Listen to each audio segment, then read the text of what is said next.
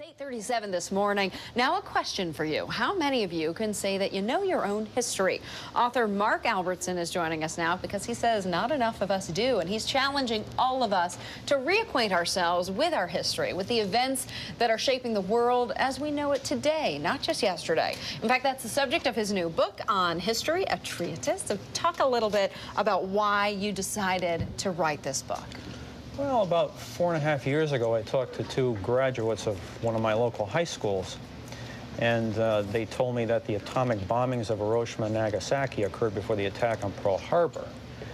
And that got me to think, you know, what else don't these high school students know? And when you go through all these studies done like by National Geographic, all these educational studies that have been done by these different organizations, you find that a lot of our young people are graduating high school without a real firm grasp of history, civics, and geography. And it's getting to be a real problem. It is a problem. In fact, you know, Barack Obama, our new president, saying, look, it's time to revamp our educational system because right now things aren't really working. So what is your premise? I mean, this is, for talking about the history, I got to say it's sort of thin. We've got a lot of history. What do you think? What do you choose? How did you choose what would go into this book? Well, I chose subjects that I thought had been misunderstood, maybe lacked the proper coverage. For instance, I do a chapter on the atomic bombings of Hiroshima and Nagasaki, which lends credence to the cover on the book. And I agree with the reasons that prompted Truman to drop the bombs, and I outline that in the chapter. I also devote a chapter to the Russian front in World War II. It's the Russian front that decided who was going to win the land war in World War II. That wasn't decided in North Africa, Italy, or France, even after the D-Day invasion.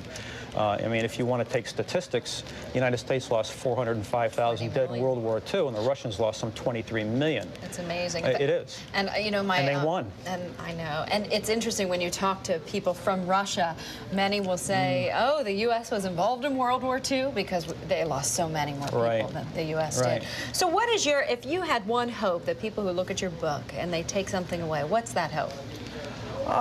Don't necessarily cater to the status quo. I mean, a lot of what we're told today, you really have to do your research to really understand what's going on in the world. I mean, take Iraq. I mean, you tell people today that Iraq is not even half as old as the United States, and they look at you shocked.